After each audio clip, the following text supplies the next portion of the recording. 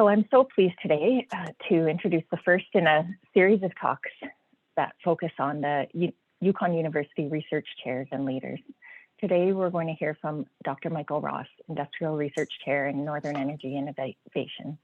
In addition to receiving his master's and PhD in electrical engineering from McGill University and his Bachelor of Applied Science from University of Toronto, Dr. Ross is a registered professional engineer with Engineers Yukon, a registered professional electrical engineer in the state of Alaska, a member of the IEEE Power and Energy Society and Seagray Canada, and a level 1 electrician apprentice. His research areas focus on integrating a high penetration of renewable generation in remote communities, diesel efficiencies, demand side management, smart grids, and microgrids, all very relevant topics for community resilience and sustainable energy in our current context.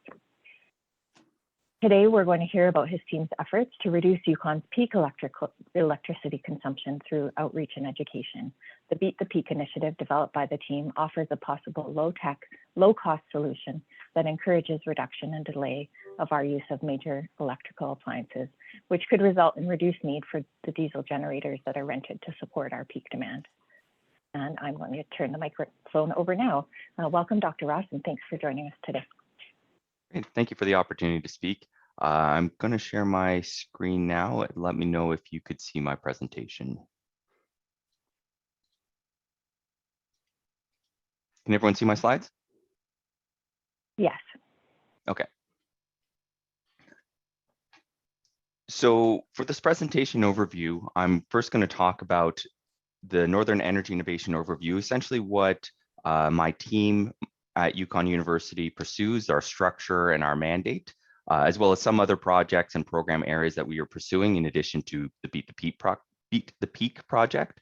Then I'll go into the background and context in terms of what problem are we trying to solve with the Beat the Peak, and then finally talk about the, well, it says Beat the Peak, but it should be Beat the Peak campaign.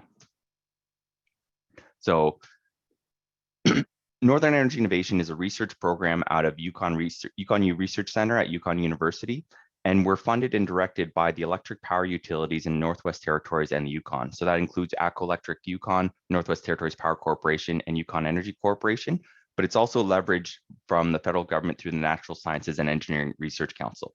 So what that means is the CEOs and the managers of the Northern Power Utilities come together and they determine the research program direction that is pertinent to the Northern energy industry. But because we are a higher education institution that's also funded by the federal government, all the work that we do is meant to be openly available and public for the benefit of everyone.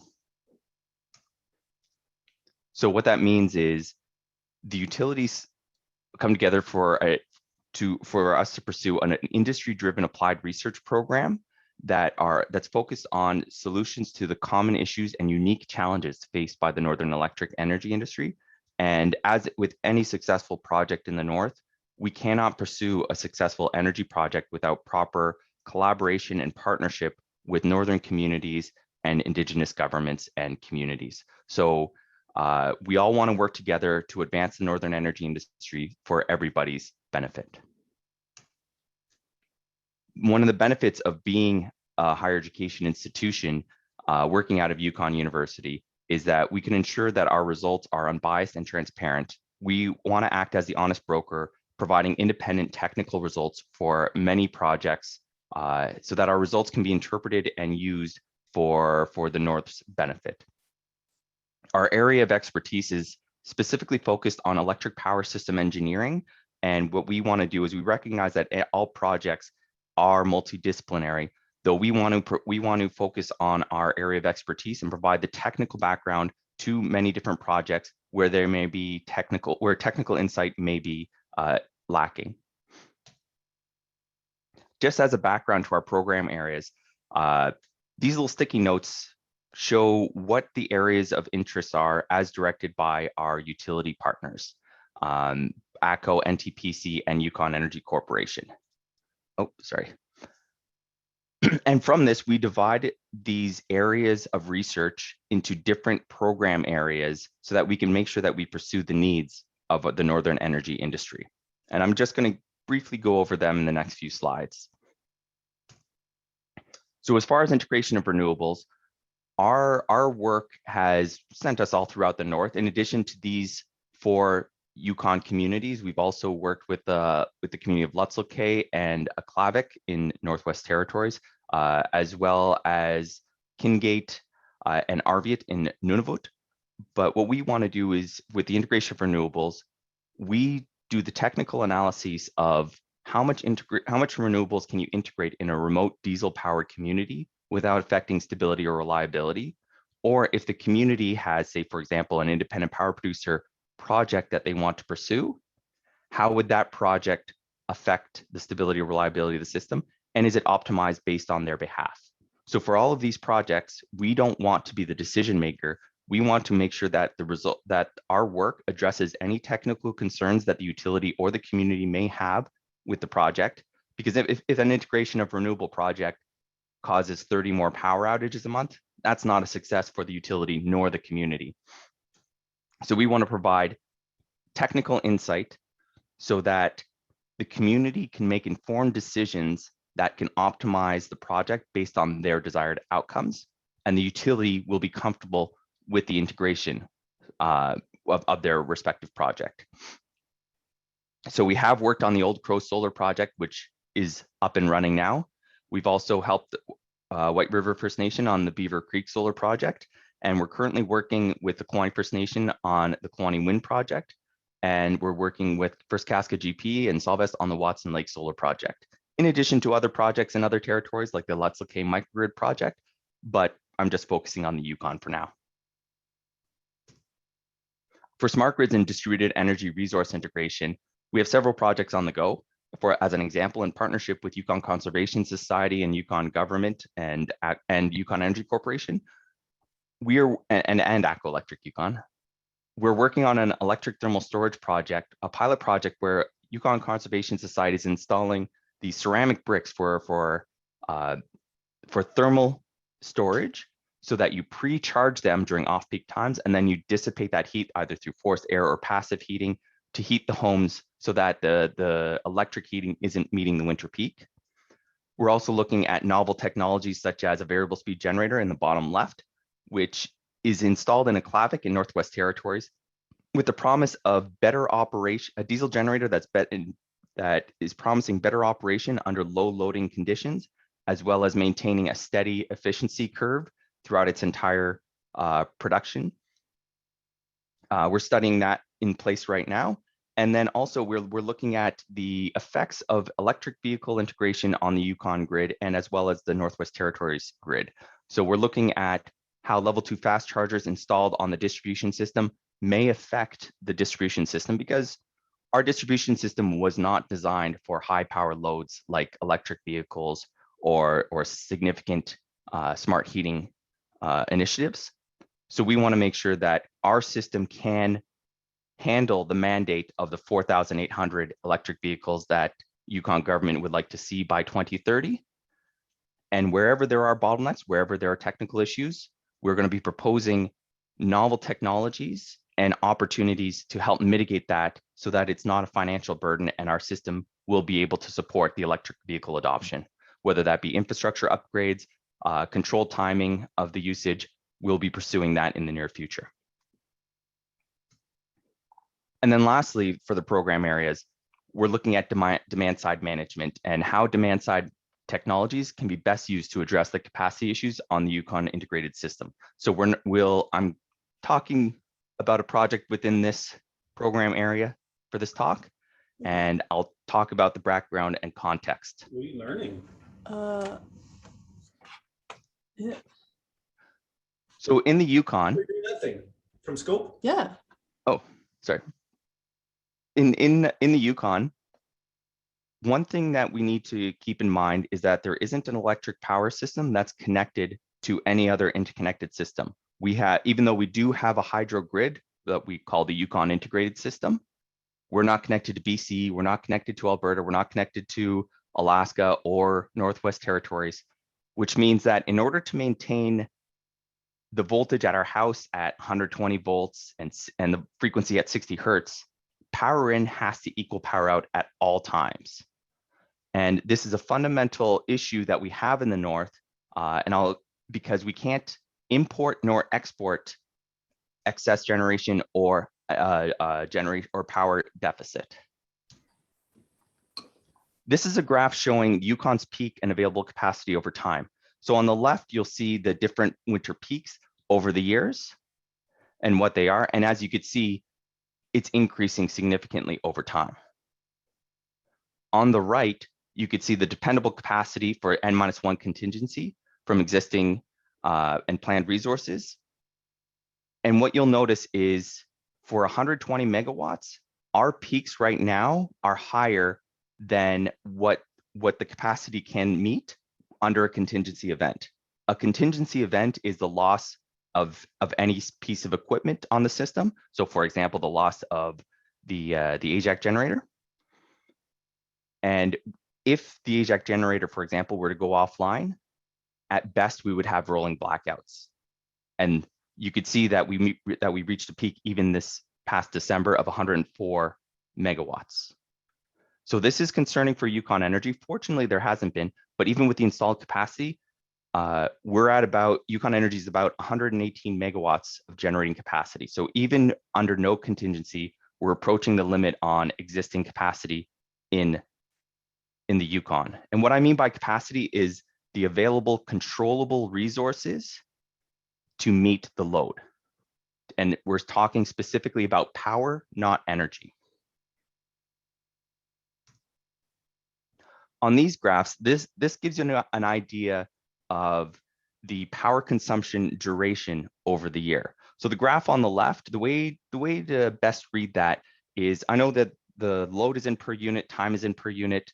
The way to read that is 30%, 40%, 50%, 60% of the load on the y-axis, and the time, what percentage of time over the entire year, where it's 10%, 20%, 30%, 40%. So as an example, if you take the load 0.5, so the system is at 50% of its capacity, if you go across the horizontal axis, for 70% of the time.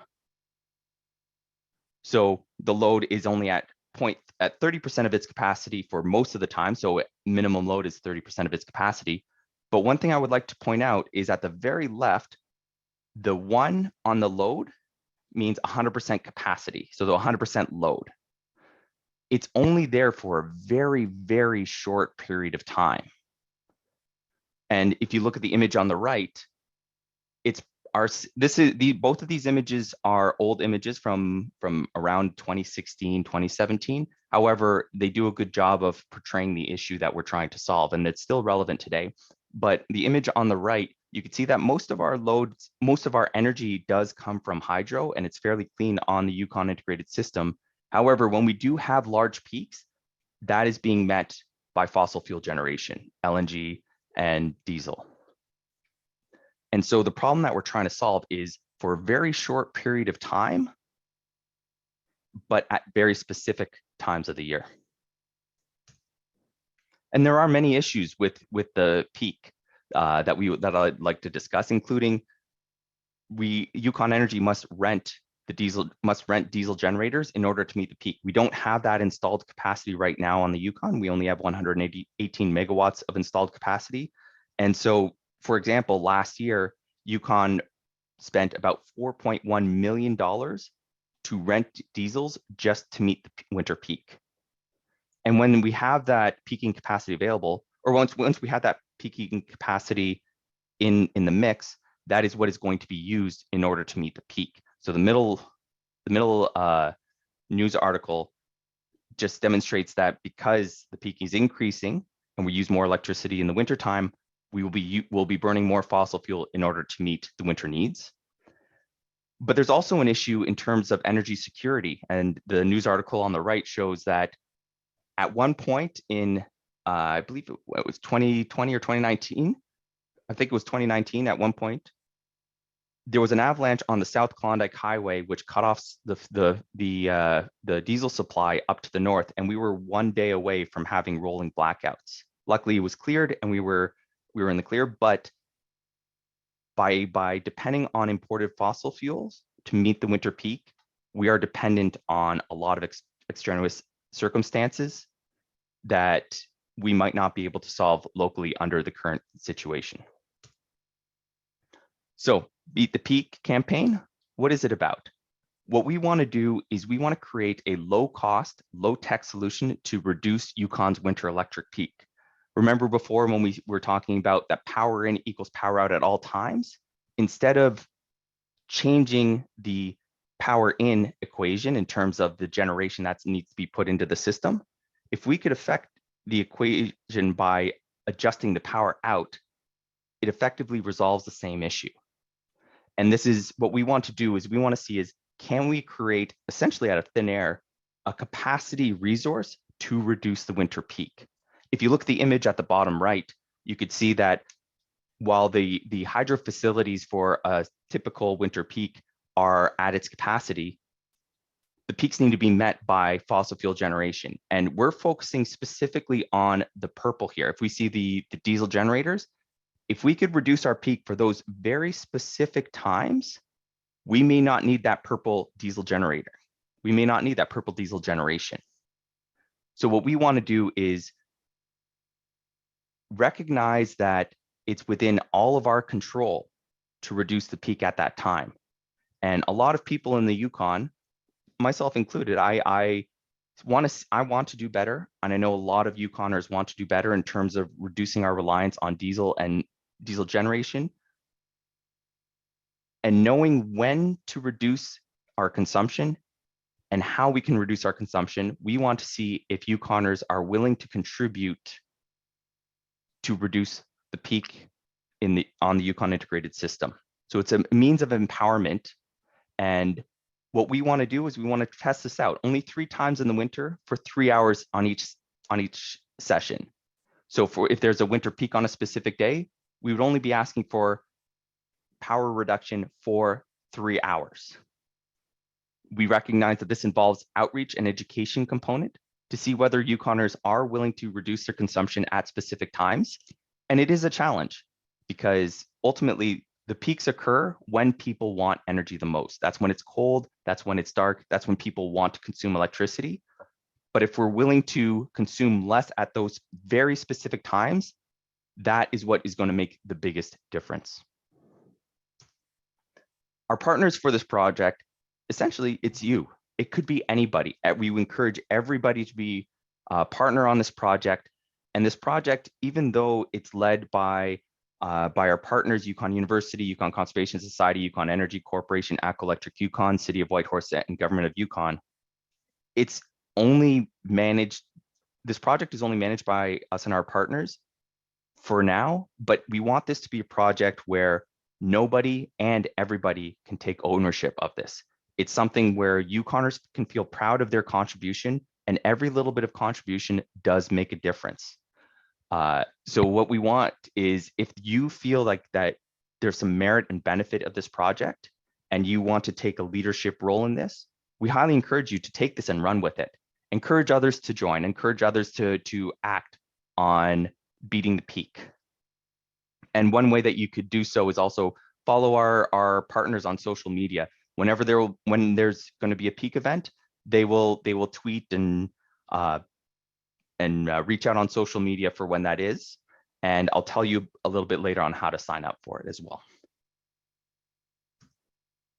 So what can you do to reduce the peak? There are two main, or to support this initiative, there are two main things that can be done that would significantly help this initiative. The first one is to sign up for our outreach alerts, so that way you're notified when a peak will occur and at what specific times. And the second thing is to encourage others to join. And the reason why that's number one is, if you see value in this initiative and you turn off, say, for example, 10 lights, that will have the same effect as encouraging somebody else to join, and you both reduce 5 lights. So the more people that join, the bigger impact that we could have. And if everybody in the Yukon is supportive of this initiative and reduces, say, for example, 10% of their power during the peak, that will have a significant impact on the peak usage in the Yukon. Other things that you could do is only during peak times. So only during 3 hours during the peak days, we recommend not using your clothes dryer, not using your oven, not using your dishwasher. These are high power appliances that would consume a lot of power during peak times. If you could avoid using hot water, that would be of benefit, as well as turning down your thermostats. And we say this, avoid using appliances with 240 volt receptacles. Your standard outlet is 120 volts, but high power equipment, for example, your clothes dryer, oven, and dishwasher, usually take 240 volt receptacles. So if you were ever curious as to whether or not to use a specific appliance, you could always fall back on that. Another thing you can do is turn off the lights. Even though lights aren't a major source of energy, especially with LEDs, like I said before, every little bit counts. And we encourage any way that you could conserve your energy consumption during those specific peak times will have a significant impact on the winter peak. Another thing to keep in mind is that approximately 56% of household energy is used for heat. So either you look at it at what appliances use 240 volts, or you can even look at it as what contributes to the heat of your home and reduce that consumption during the winter peak. That would be of significant contribution. But the last thing we want to focus on is only do what you feel comfortable doing. We recognize that the winter peak occurs when you want to consume electricity, when you want to consume energy. And we don't want people to feel like they need to suffer in the cold and the dark during those peak times. So we encourage you to participate at your level of comfort. There is no wrong answer, and every little bit helps. The anticipated outcomes of the research program are, for this winter, we want to do better than the statistical error in forecasting for the peak. The image on the bottom right, I kind of stole that from Ontario, the Independent Electricity System Operator, because it shows a good example of how they forecast their load in the dotted green line and what the actual load is in the solid green line. There's always some error between the forecast and the actual load. If we could do better than the statistical error in the forecast, then we could show that there is some merit to this approach, this clean, low-cost solution for capacity, which again, remember, Yukon spent $4.1 million last year on rented diesels. And then in future years, for the next few years, we'd like to refine our approach and outreach to focus on the high successful initiatives and engage more partners. So we were limited, our hands were a little bit tied this year because of COVID and what we could and couldn't do. But if you are contributing to this project, from a research standpoint, we'll likely reach out to the participants and say, well, what did you do to participate in this initiative? How did you hear about it? Not for accountability purposes. Essentially, we might never know what people actually did, but we would like to know what people did so that we could focus on the low-hanging fruit and focus on the high effective solutions that we pursue for future years.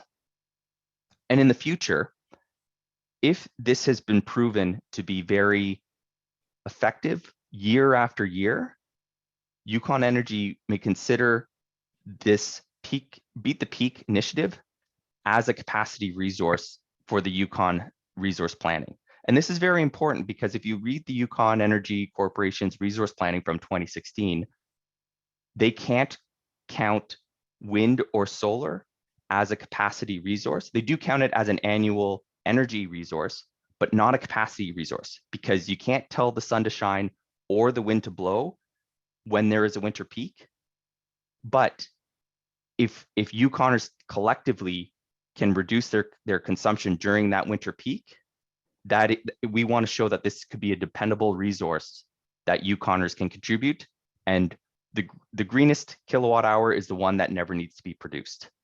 And hopefully, if we could have a significant impact on this, Yukon Energy Corporation and Yukon government would require to rent fewer diesel generators to meet the peak, or less capacity diesel generators to meet the peak, or even negate that altogether. So this is my last slide on how to sign up for the Beat the Peak initiative. The website is btpyukon.ca. And if you'd like to register, click on the link that says click here to register, appropriately named. And always feel free to contact beatthepeak@yukon.ca, and we'll try and get back to you if you have any questions. So thank you. Then that's the end of my presentation. Great, thanks so much, Michael. That was great. I mentioned to Michael I signed up for the Beat the Peak campaign. I don't know if that's the right word. It's just yesterday, so I'm looking forward to seeing how I can manage my household consumption a little bit better. We do have a few questions in the chat already, so I'll go through those one at a time, and then we'll start looking to video and hands up for additional questions. First, from Steve, we had a question. Can you define north diesel versus south diesel? Sure. So there are diesel generators located in the south in Whitehorse, as well as north in Dawson City, and that was somewhat legacy in terms of before there on the Yukon grid, there was a north grid and a south grid, and they were recently connected. But those are still there for redundancy and reliability purposes. So it's just separating the different levels of diesel generation is in terms of the dispatch. Thank you. I hope that answered your question, Steve. Now, this is a comment from Bob Van Dyken. He's observed that Yukon has run hot and cold on demand side management for the last 30 years. That he participated in the Penguin pilot, a timer installed to turn off electric water heater during peak times, but that you could override if necessary. And yeah, just an observation that we sometimes do have these pilots that then are challenging to sustain when that external funding is no longer there. Yeah, I could comment on that as well. Like I've only been in the Yukon for 6 years now, so I don't know a lot of the legacy history, but I do know that, for example, the utilities jurisdiction ends at the meter. So if you need any wiring done in your house, you call an electrician, not the utility. And demand side management is oftentimes initiatives born past the meter, where the utility doesn't have jurisdiction. And Yukon government has pursued many pilot projects, and there have been many successful pilot projects, and some pilot projects even now that the utility and government are pursuing in conjunction. One of the benefits that, in terms of the timing right now that we're pursuing, is it's very pertinent because there's a lot of more collaboration between Yukon government and the utilities in terms of finding initiatives for demand side management technologies. And there's a lot of initiative that's being supported by Our Clean Future and other policies. Thank you. Okay, one more from the chat, and then there's somebody with their hand up, and then I'll go back to the questions in the chat. So from Neil, he mentions that last year he joined the program that puts a web link on your water heater and baseboard, and wonders, is this the same? What has the result of that program been? Without giving out too much information, just because that's a Yukon Energy project. So I believe that you're talking about the Peak Smart project with the controllable loads. So what we want to do with the difference between the Peak Smart project and Beat the Peak, I know that we use a lot similar terminology, but they are different because the Peak Smart project are utility controlled appliances beyond the meter, where each resident has to have an agreement with the utility that they could come in and control, or they could control their loads. Could be set off on a timer. It's similar to the electric thermal storage project as well, but those are one-off basis. Whereas what we're doing with Beat the Peak, it's a low-tech, low-cost solution. You don't need that agreement. It's something that everybody could participate in. With the Peak Smart program, you have to sign in, you have to buy in, they have to have installed equipment in order for the utility to control. And that's kind of the difference of what we're going with. They're very complementary in the sense of both approaches are trying to achieve the same goal, but it's through a different means. Thank you. Neil also asked whether you could share the last slide again with the address with the website address. Somebody put it in the chat though. So hopefully that suffices, but Neil, if you still want the slide up, comment accordingly. Okay. And now Forrest had his hand up. So Forrest, would you like to unmute and ask your question? Hi, Michael. Yeah, thanks for all that. Just a reflection, and I wouldn't mind hearing your thoughts on it. Is I think it's important that citizen expectations are managed. We do need every tool in our toolbox at this stage of the climate crisis, and that this tool is a tool, but it's not going to solve all our problems. And how significant a difference it will make, I don't know. But it's not going to. This is not going to remove the need for us to have new energy projects. And so I think in our communications, it's just important that people understand, or manage expectations, have realistic expectations of these. This is a tool, but it's not going to solve all our problems, and conservation alone will not get us there. Yeah, so, I agree. And that's one of the things that we were very deliberate about with our messaging. Other things that we want to make sure in terms of mitigate expectations. If you reduce your consumption for 3 hours for the entire month, you won't see the effect on your bill. You're not going to be reducing your energy consumption, your overall energy consumption significantly. It's about capacity. It's about reducing the need for diesel capacity, for fossil fuel capacity. And as you mentioned, I agree. It's not going to remove energy projects because the peak is constantly increasing, and especially with the population growth in the Yukon, it's only going to increase more and more. So it's not going to negate that. But the idea behind this project is any amount of capacity that we could reduce in a low cost, low tech solution is the cleanest and the lowest cost capacity resource that we have available. So I agree, it's not going to solve all our problems, and this isn't expected to solve all our problems, but we're trying to address the problems that it can solve and assist with that in a fiscally responsible manner and clean manner. Did I answer all your comments or respond to your comments appropriately? Yeah, no, perfect. Thank you very much. Right. Thank you. All right, I'll return to the chat. I don't see any other hands up yet. So Ross Burnett has asked if it is wildly successful. This is, I guess, related perhaps to Forrest's comment. Is there any potential of just moving the peak, or is that unlikely? So that's one thing that we want to see with the effects of this. We also want to make sure that there is no bounce back. We want to make sure that we didn't just people reduce their thermostat for those 3 hours and then crank it up right afterwards, and that there isn't a bounce back. Peak shifting is another solution to this, where, say, for example, the electric thermal storage project, where you charge the ceramic bricks at off-peak times and then utilize that energy during on-peak times, is a means of peak shifting or even load shifting, if you will. The purpose of this is conservation. So we want to see whether or not at those peak times, if we could reduce the peak and then there is no bounce back and there isn't a secondary peak caused by that. So these are questions that we want to address through this program and YukonU and our research program. And I'd be amiss to say that a lot of the effort of this is done by Inderjeet Kaur, Joe Collier, and other former YukonU employees. So credit goes to them for all the effort that's being done. But that's part of our research contribution to this project, is to see what is effective, to see if there are any adverse effects of this, and make sure that we could formulate it in a way that is successful to reduce the capacity needs.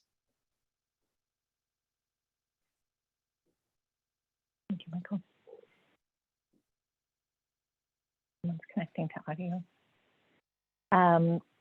Okay, so here's a question from Steve. Have economic or game theory incentives been considered for Beat the Peak? For example, rewarding participants via a point system and placing them in a leaderboard.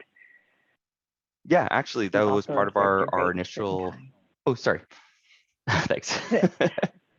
One of the So yeah, absolutely. As part of the legwork in terms of researching what could be viable possibilities or means of success for this project, we did do a lot of research, and particularly in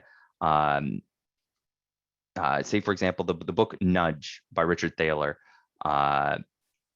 We looked a lot of behavioral economics in terms of what we don't want to tell people what to do. We don't want to control what people do, but we want to encourage people to make the best decision that is in the Yukon's best interest. So we did look at a lot of opportunities. We looked at other jurisdictions, and if they pursued something similar to this, we tried to see what would be applicable in the Yukon and what could be applied in the Yukon context for great success. So we did look at that, and we also looked at exactly what you were talking about in terms of having a participant leaderboard, giving people stickers of I participated to the on the Peak campaign. As an example, analogy, in Great Britain, they sent out letters to everybody during tax season saying 80% of your neighbors paid your taxes, and that incentivized others to join and pay their taxes on time. So there are means of encouraging people to apply or to participate. And even in terms of leaderboard, we looked at how we could get other communities, say for example, per capita, if Haines Junction is the leaderboard of reducing their peak during a past peak, and have a community versus community kind of competition. We did look at that. That is likely going to be something that we'll be doing in the future, or maybe pursuing in the future. Right now, we just want to see, can we reduce the peak through this means? I see Steve has his hand up. Did you want to add something there, Steve? Hey, it's Stephen Q. Used to be at Solvest. Just wanted to say thanks instead of just being a ghost in the chat. Thanks a lot, Michael. Awesome presentation. Yep. Thank you. All right. Next in the chat, we just have an observation from Neil, who had the question about the other programs, and he just notes that there could be a communication challenge and just recommends identifying the difference between the two off the top when you're addressing the issue. So thank you. Yeah, no, that's a good comment, and even as Forrest mentioned, being clear and consistent with the messaging is very key. And maybe in future years we may consider diverging the campaign and the outreach to be explicitly different, like not even using the same terminology, just so that it's clear to everybody what the different that they are different programs. And we also want to make sure that consistency is key, because we hope that this is a pilot right now. We hope that in the future, this is a project that is where everybody owns and nobody owns. So if you want to take it and spread out the message, we want to make sure that the message is consistent. We don't want people to come and take the message and say, you will reduce your electric bills, because that's not the point of this project. That's not, and that won't be an outcome. So it will be, as Forrest says, expectation mitigation. But as long as the messaging is consistent, we encourage everybody to take ownership of this project. Thank you. Okay, Richard Annett has a few questions, so I'll share them one at a time. First, the battery project Yukon Energy is proposing, won't that do all the work of removing peak usage and knock out high diesel usage? Not particularly. So the battery will help with that in terms of low peak shifting. As was mentioned, I can't remember who asked that question, but in terms of peak shifting, the battery will help with that for sure. And it will also help with the N-1 contingency aspect of it if a generator were to go out. So that definitely would help with that. However, as Forrest mentioned before, or alluded to before, the load will continue to grow. And while the battery and even the pump storage and connection with the Atlan Hydro, that will meet our needs for the near future, but it might not meet all of our needs, and we may still require dependency on peaking generators in order to meet the peaks, such as rented diesel generators. So we just want to reduce that capacity, and there isn't one golden key solution that will solve all of our needs. Otherwise, Yukon Energy wouldn't be pursuing all of these different initiatives. This is just adding to the mix and arguably significantly cheaper than the battery system and cleaner than the battery system. Thank you for that. Next question from Richard is, are you able to update us on the Old Crow PV integration and its effect on the diesel system? Yeah, it's so the project was commissioned, and hats off to Vuntagwitchin government, the community of Old Crow, Beyond Consulting, Solvest, and Echo Electric Yukon on that whole aspect. They've done a fantastic job of the integration, and in August of 2021, the system was up and running.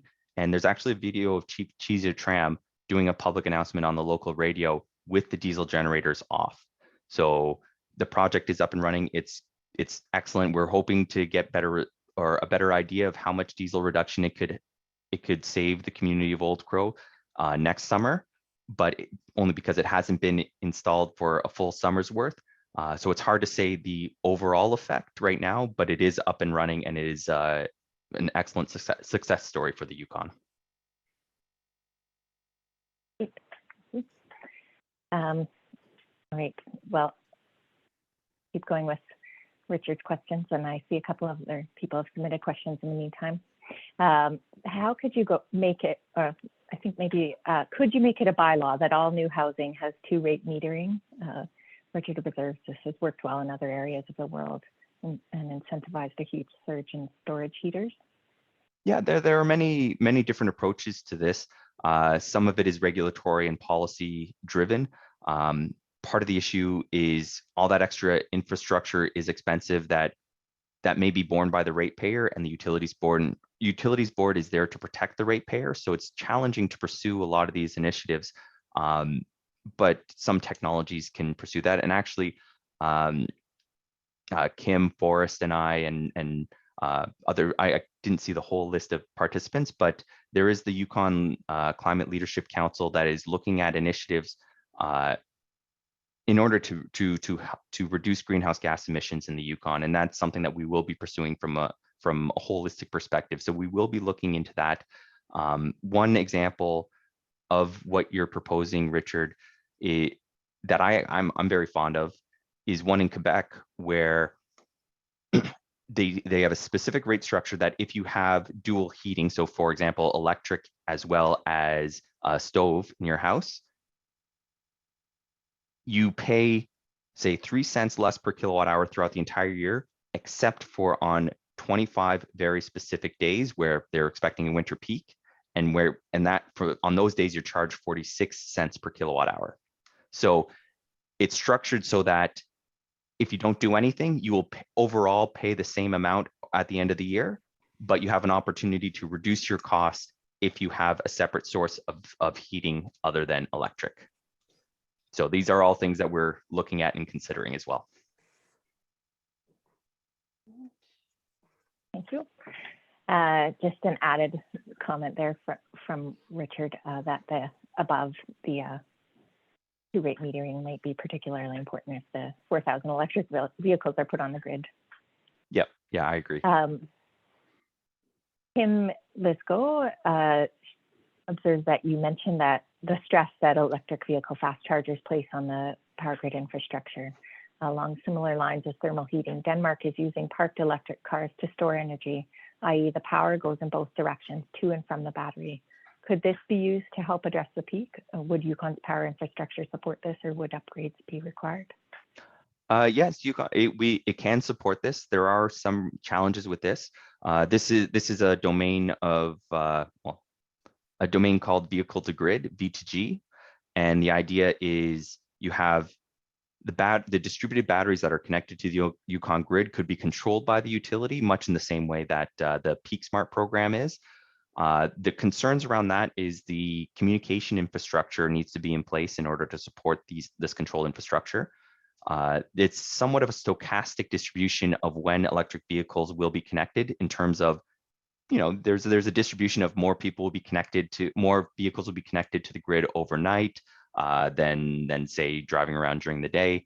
but you can't depend on any one particular vehicle to be there when you need it.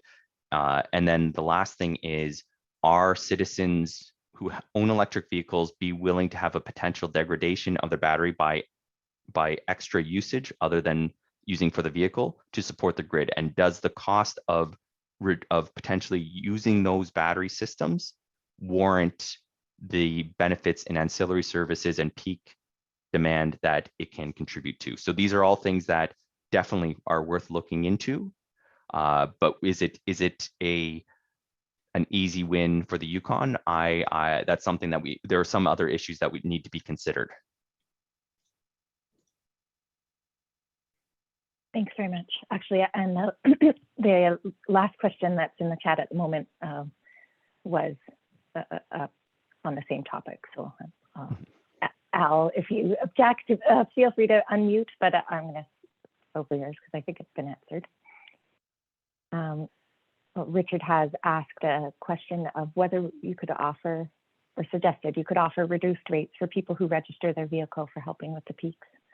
Oh, yeah, exactly. And the rates need to be determined, the cost structure needs to be determined. And actually, I think even the recently announced Ford F-150 electric, the electric pickup truck even has, it's not V2G, but V2H, vehicle to house, such that if there's a power outage, you can power your house from the battery of your vehicle. And it would be not the same, but a similar technology. So it's not that the technology doesn't exist, it's just the infrastructure and the programs, policies, and as you say, the costing structure needs to be in place in order for it to be successful and widely adopted. And it can be done. Whether or not it is the best viable option or whether or not it would work within our jurisdiction is something that's worth looking into, because oftentimes, I mean, how many of us had tried to start our vehicle when it was minus 40 earlier in January and it just didn't start? So batteries don't work as well in the cold, and that's when the energy from the batteries would be most beneficial. Sorry, I missed one question from Bob. He says, Dr. Ross has reserved a number of times to we. Who exactly is we, and will the results of the program be shared with the public? Yeah, so when I say we, I can't remember what I'm referring to in general. For this project, when I say we, I'm mostly referring to our partners. So we as in the groups listed here, we as in Yukoners, we could refer to our research program as a whole. I've also used we sometimes to refer to the Yukon Climate Leadership Council. Depending on the context, you're right, I should be more precise when I speak about the term we, but I kind of see this project as we Yukoners are all in this together for the benefit of Yukoners. Thanks very much for that. Yes, Richard observes it would be interesting to know what influence turning off 4,000 block heaters for the vehicles that switch over to electric vehicles. Yeah, these are things that we're looking at as well through the electric vehicle study, and this is something that, I mean, to sort of digress a little bit, our distribution system was designed for loads off kind of around the World War II era, and right now, and as an analogy, say for example, the water that comes to your street, your neighborhood, it wasn't necessarily designed to handle it if everyone turned on their faucets at once. Not everybody on your street has their faucets going at maximum all at once, and it'd be very expensive if you built the size of the pipe to match that. But now with electric vehicles and smart heaters and large loads, it's as if lots of people are putting water parks in their backyard. So there may be some challenges with the distribution system, and that's what we're looking at for EVs. We're looking at the effects of block heater timers. We're looking at the effects of smart heating and high loads from the heating, as well as seeing if there's a means to coordinate it better so that everybody can meet their needs without having a significant impact on the existing infrastructure. I'm not too sure if I answered your question, Richard, but let me know if you want me to elaborate on anything. I had a question about the, you had mentioned that heating costs or heating uses a significant share of your electricity. Is that specific to those with electric heat, or do furnaces that use electricity for the fans, et cetera, also, do those have a high draw on the system? That's a general average. So if you do have electric heating, that will have a significant impact on your local heating. If you have, say, for example, a forced air furnace, that your heating will have less of an impact. But if you have an electric oven, if you have electric clothes dryer, that will still be a large chunk of your heating load. And even the purpose of this is not just to reduce the electric greenhouse gas emissions or the capacity required for meeting that need, the electric peak. Even if you reduce your thermostat while on oil heating, the effect of reducing our emissions will also be beneficial. So even just turning down your heat and putting on a sweater would be very good. It doesn't directly align with this initiative that I presented today, but I mean, we're all in this together. That's great, thank you. I don't see any other questions in the chat or hands up, but I do have one more question, more on the information sharing. I wondered whether you have done any outreach to schools, and thinking maybe small children are good at convincing their parents to do things. I'm very glad you brought that up, because that was one of the initiatives that we wanted to pursue this year with this project, but we weren't able to because of COVID. A lot of, so for example, the campaign to put for people to buckle up was most effective when they told parents, you would buckle up your children, wouldn't you? Because you want to protect the people you love dearly. And then when they buckled up the children would be like, how come you're not buckling up? And that was a very effective means of getting people to put on their seatbelt when driving.